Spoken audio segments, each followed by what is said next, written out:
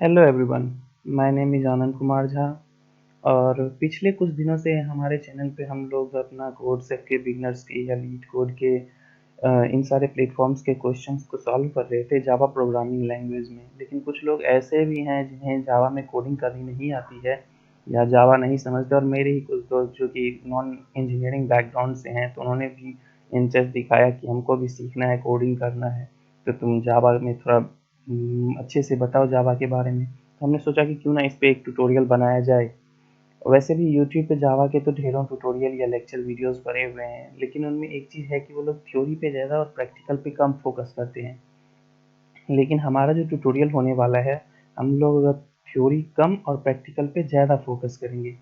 मतलब कि थोड़ी थ्योरी और ज़्यादा प्रैक्टिकल, इस पे ज़्यादा हम लोगों का फोकस रहेगा। तो आज के वीडियो लेक्चर में हम लोग जावा के इंट्रोडक्शन के बारे में जान लेते हैं, और फिर अगले वीडियो से हम लोग नेक्स्ट जावा के बारे में जानेंगे। तो चलिए फिलहाल अपना जावा का इंट्रोडक्शन के लिए हम लोग चालू करते हैं। तो जावा एक ऑब्जेक्ट ओरिएंटेड प्रोग्रामिंग लैंग्वेज है और कुछ नहीं। जैसे कि सी या सी प्लस प्लस एक प्रोग्रामिंग लैंग्वेज है, जावा भी एक ऑब्जेक्ट ओरिएंटेड प्रोग्रामिंग लैंग्वेज है, जिसके थ्रू हम लोग क्या करते हैं कि चाहे वो वेब एप्लीकेशन हो, डेस्कटॉप एप्लीकेशन हो, मोबाइल एप्लीकेशन हो, ये सब डेवलप करते हैं। तो चलिए देखते हैं कि जावा को जो है सो किन्होंने बनाया, किस लिए बनाया। तो सबसे पहली बात है, जावा को जेम्स गॉसलिन ने बनाया था। अब जेम्स गॉसलिन बोलिएगा कौन है? तो जेम्स गॉसलिन सन माइक्रोसिस्टम के अंदर एक काम करने वाले इंजीनियर थे, जिन्होंने जावा को बनाया था। और वेंडर मतलब जावा को जहाँ बनाया गया उस जगह का नाम था सन माइक्रोसिस्टम। और जब जावा बनाया गया तो उस समय इसका नाम जावा नहीं था। इनिशियल नाम जो इसका था वो ओएक था। हाँ, और बाद में जाके इनका नाम जो है सो चेंज कर दिया गया जावा में। और जावा को रिलीज किया गया था आपको 1995 में सबसे पहले। और जावा को जब किसी भी हम प्रोग्रामिंग लैंग्वेज को या फाइल को, जैसे कि हम अपने डेस्कटॉप पे किसी फाइल को सेव करते हैं तो .txt यूज़ करते हैं एक्सटेंशन लास्ट में। जैसे किसी गाने को अगर सेव करते हैं तो गाने के लास्ट में रहता है क्या कि मतलब MP4 रहता है, वीडियो के लास्ट में MKV रहता है या MKV रहता है। इसी तरह सी प्रोग्राम को जब सेव करते थे तो .c या .cpp यूज़ करते थे। इसी तरह जावा प्रोग्राम्स को सेव करने के लिए हम लोग .java एक्सटेंशन का यूज़ करते हैं। और जब उस जावा फाइल को हम लोग रन करते हैं तो डॉट क्लास फाइल हमको मिलता है। और डॉट जार हम जब उसका एप्लीकेशन तैयार करते हैं उस समय हमको डॉट जार फाइल मिलता है। अब बोलिएगा कि जब इतना प्रोग्रामिंग लैंग्वेज पहले से था, जैसे सी था, सी प्लस प्लस था, और ढेरों सारे थे, तो जावा बनाने की क्या ज़रूरत थी? तो जावा को जो प्रोग्रामिंग लैंग्वेज थे जैसे सी थे वो ऑब्जेक्ट ओरिएंटेड नहीं थे, इस वजह से जावा को बनाया गया। और जावा जो है सो जावा का मेन पर्पस जो था सो वेब एप्लीकेशंस को डेवलप करने के लिए जावा प्रोग्रामिंग लैंग्वेज को बनाया गया। और उसके बाद जावा का स्लोगन, मतलब जावा के बारे में क्या कहा जाए, तो जावा सिंपली घोड़ा इसका एक स्लोगन या मोटो है, जिसका मतलब होता है कि राइट वंस और रन एनीवेयर। मतलब कि एक बार आप जावा प्रोग्राम लिखो और उस जावा प्रोग्राम को आप कहीं भी रन कर सकते हो उस फाइल को ले जाके, क्योंकि जावा प्रोग्राम जो है सो मल्टी ऑपरेटिंग सिस्टम पे काम करता है और ये प्लेटफॉर्म इंडिपेंडेंट होता है। अब प्लेटफॉर्म इंडिपेंडेंट जो होता है इसके बारे में भी एक स्टोरी है कि क्यों होता है, तो वो हम आगे डिस्कस करेंगे। तो आगे देखते हैं।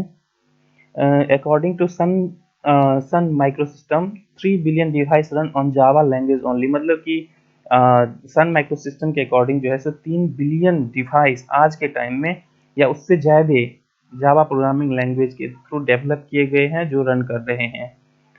अब देखते हैं कि इनका यूज़ कहाँ पे है, मेन इंपॉर्टेंस। तो जावा प्रोग्रामिंग लैंग्वेज का जो है सो मेनली डेस्कटॉप एप्लीकेशंस को यूज़ करने में भी किया जाता है, जैसे कि मीडिया प्लेयर, एंटीवायरस, इस सब के बारे में। और जावा का यूज़ वेब एप्लीकेशंस के लिए भी किया जाता है, वेबसाइट्स को डेवलप करने के लिए, जो कि एडवांस जावा हम लोग यूज़ करते हैं, जिसको हम लोग एडवांस जावा कहते हैं, जैसे कि सर्वलेट, स्प्रिंग, जेएसपी, इस सब के थ्रू डेटा जेडीबीसी, इस सब के थ्रू हम लोग वेब एप्लीकेशंस डेवलप करते हैं। मोबाइल एप्लीकेशन में भी यूज़ किया जाता है, फिलहाल तो किया ही जाता है, क्योंकि आज के टाइम में मतलब गूगल ने बोल दिया है कि अब मोबाइल डेवलपमेंट करने के लिए एंड्रॉयड का जो है सो ऑफिशियल लैंग्वेज कॉटलिन हो गया है। लेकिन फिर भी हम जावा में मोबाइल एप्लीकेशन डेवलप कर सकते हैं एंड्रॉयड में। रोबोटिक्स में भी इसका यूज़ होता है। उसके बाद गेम्स डेवलप करने में भी जावा का यूज़ होता है। और जब जावा बनाया गया था तो सन माइक्रो सिस्टम ने जावा को 3 पार्टों में डिवाइड कर दिया। मतलब 3 पार्ट कौन-कौन से हैं? पहला पार्ट है J2SE, मतलब जावा 2 स्टैंडर्ड एडिशन इसका फुल फॉर्म है। उसके बाद दूसरा पार्ट है J2EE या जेई, इसका फुल फॉर्म है जावा 2 इंटरप्राइजेज एडिशन। और तीसरा है J2ME, मतलब जावा 2 माइक्रो एडिशन। अब जानते हैं कि इस सब का डिटेल्स में जानते हैं कि इस सब के बारे में, मतलब इस सब का ऐसा नाम क्यों दिया गया। तो J2SE पहला जो है जावा 2 स्टैंडअलोन एडिशन, इसका मतलब ये है कि J2SE के थ्रू हम लोग जो है स्टैंडअलोन एप्लीकेशंस डेवलप करते हैं। अब आप बोलिएगा कि स्टैंडअलोन एप्लीकेशंस क्या है? तो स्टैंडअलोन एप्लीकेशंस कुछ नहीं है कि जो वो एप्लीकेशन जावा के थ्रू जिसमें क्लाइंट सर्वर आर्किटेक्चर की ज़रूरत ना पड़ती हो, मतलब कि क्लाइंट सर्वर की ज़रूरत ना पड़ती हो, कि मतलब किसी ब्राउज़र पे जाना पड़े रन करने के लिए, तो उसे हम स्टैंडअलोन एप्लीकेशंस कहते हैं। हाँ, स्टैंडअलोन एप्लीकेशंस के लिए हमको इंटरनेट कनेक्शंस की ज़रूरत नहीं पड़ती है, ये लोकली हमारे सिस्टम पे रन कर जाता है। जैसे कि क्लाइंट सर्वर आर्किटेक्चर का मतलब होता है कि हम किसी ब्राउज़र के थ्रू रिक्वेस्ट करते हैं और सर्वर के थ्रू हमको रिस्पॉन्स मिलता है। तो उस चीज़ की ज़रूरत नहीं पड़ती है कहाँ पे? स्टैंडअलोन एडिशंस के लिए। उसके बाद दूसरा है वेब एडिशंस, मतलब J2EE enterprises edition. Enterprises edition के थ्रू हम लोग वेब एप्लीकेशंस को डेवलप करते हैं, जिसमें हमको क्लाइंट सर्वर आर्किटेक्चर की ज़रूरत पड़ती है, इंटरनेट कनेक्शन की ज़रूरत पड़ती है, ब्राउज़र की ज़रूरत पड़ती है, क्योंकि उसी ब्राउज़र के थ्रू, इंटरनेट के थ्रू हम लोग अपना रिक्वेस्ट देते हैं। जैसे किसी चीज़ को सर्च करते हैं, जैसे किसी चीज़ को हम अपने ब्राउज़र पे सर्च करते हैं, मान लीजिए कि यहाँ पे हमने सर्च किया गूगल, तो यहाँ पे हमने अपना रिक्वेस्ट भेजा और वहाँ से हमको सर्वर ने रिस्पॉन्स भेजा, गूगल के सर्वर ने। तो ये हुआ वेब एप्लीकेशंस, मतलब कि हमको क्लाइंट सर्वर आर्किटेक्चर की ज़रूरत पड़ रही है। तो ये रहा अपना J2EE एडिशन, जावा 2 एडिशन। उसके बाद आता है अपना माइक्रो एडिशन। तो माइक्रो एडिशंस के थ्रू हम लोग एप्लीकेशंस का रन करते हैं जो कि मोबाइल पे ही रन करे, ओनली मोबाइल पे ही रन करे, जैसे कि एंड्रॉयड एप्लीकेशन सब आता है। तो ये रहा अपना जावा के बारे में थोड़ा-सा, मतलब थोड़ा-सा इंट्रोडक्शन। और आगे की वीडियो में हम और सीखेंगे जावा के बारे में। और सबसे बड़ी बात, अगर किसी भी प्रोग्रामिंग लैंग्वेज को अगर आपको सीखनी है या किसी भी टेक्नोलॉजी को, तो सबसे अच्छा सोर्स जो होता है सीखने के लिए वो होता है उसका डॉक्यूमेंटेशन। खुद से उसके बारे में पढ़ें, जानें। अगर कहीं दिक्कत आती है तब अपना उस प्रॉब्लम्स को अपने वेबसाइट पे डालें, गूगल पे सर्च करें। ये सबसे अच्छा तरीका है किसी भी चीज़ को सीखने का। और जो चीज़ सीख रहे हैं, मतलब कि मान लीजिए कि जावा हम सीख रहे हैं, तो सबसे पहले आप उसी में कोड करना स्टार्ट कर दीजिए। तो जैसे कि हमको जावा के लिए अभी सीखना है, तो सिंपली हम जावा के जो है सो डॉक्यूमेंटेशन पे जाएंगे। तो ये रहा डॉक्यूमेंटेशन। जावा को आप तो जानते हैं कि ओरेकल के द्वारा डेवलप किया गया है। तो ये हम यहाँ पे आ गए और उसके बाद जावा के बारे में आ जाएंगे सीखने के लिए। तो सिंपली यहाँ के इसके डॉक में जाएंगे और ये अपना जावा आ जाएगा, जावा DOCU।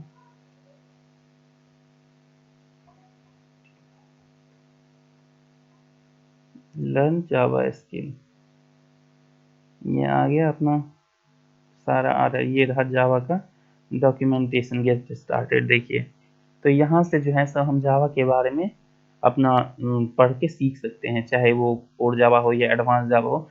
सारी चीज़ों के बारे में यहाँ पे उन्होंने दिया हुआ है, डेटाबेस, बिग डेटा, हर एक चीज़ के बारे में नॉलेज। तो यहाँ से आप लोग सीख सकते हैं जावा के बारे में। ये लोग फ्री कोर्सेज भी कभी कभी कराते हैं, तो उसका भी आप लोग ध्यान रख के वहाँ से भी कर सकते हैं। तो सबसे अच्छा होता है कि जावा के डॉक्यूमेंटेशन से आप लोग जावा पढ़ना शुरू कर सकते हैं। या एक और चीज़ है, जैसे कि जावा टी पॉइंट साइट है, और उसके बाद गीक फॉर गीक्स है, जावा टी पॉइंट है। मैंने जब अपना जावा प्रोग्रामिंग कैरियर स्टार्ट किया था, तो हमने सबसे पहले जावा टी पॉइंट साइट से ही जावा के बारे में पढ़ना शुरू किया, क्योंकि बहुत ही अच्छा क्यूरेटेड साइट है ये।